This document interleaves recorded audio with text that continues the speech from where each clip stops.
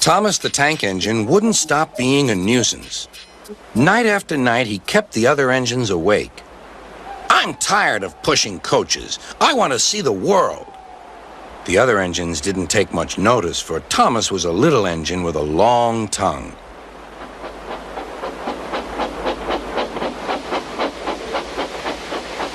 But one night, Edward came to the shed. He was a kind little engine and felt sorry for Thomas. "I've got some freight cars to take home tomorrow. If you take them instead of me, I'll push coaches in the yard." "Thank you," said Thomas. "That will be nice."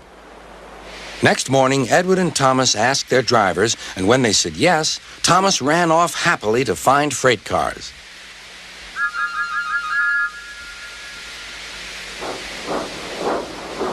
Now, the freight cars are silly and noisy. They talk a lot and don't attend to what they are doing. And I'm sorry to say, they play tricks on an engine who is not used to them. Edward knew all about the freight cars. He warned Thomas to be careful, but Thomas was too excited to listen.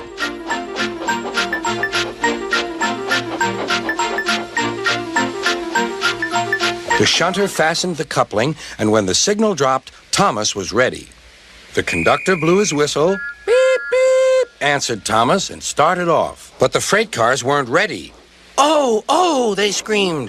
"Wait, Thomas, wait!" But Thomas wouldn't wait. Come on, he puffed.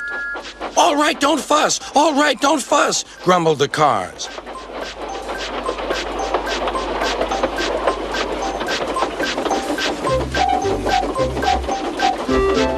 Thomas began going faster and faster. "Whoosh!" he whistled as he rushed through Henry's tunnel.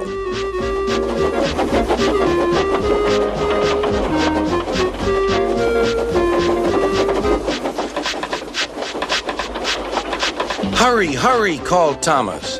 He was feeling very proud of himself. But the cars grew crosser and crosser. At last, Thomas slowed down as he came to Gordon's Hill.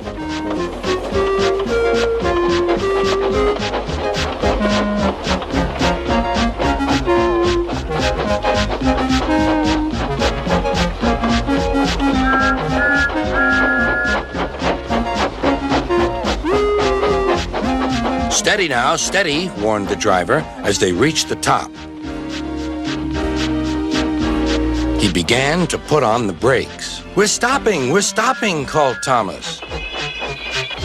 "No, no, no," answered the cars, bumping into each other. Go on." Before the driver could stop them, they had pushed Thomas down the hill and were rattling and laughing behind him. Poor Thomas tried hard to stop them from making him go too fast. Stop pushing, he hissed. But the cars took no notice. Go on, they giggled in their silly way. "There's the station. Oh dear, what shall I do?" cried Thomas. They rattled straight through and swerved into the goods yard. Thomas shut his eyes. "I must stop."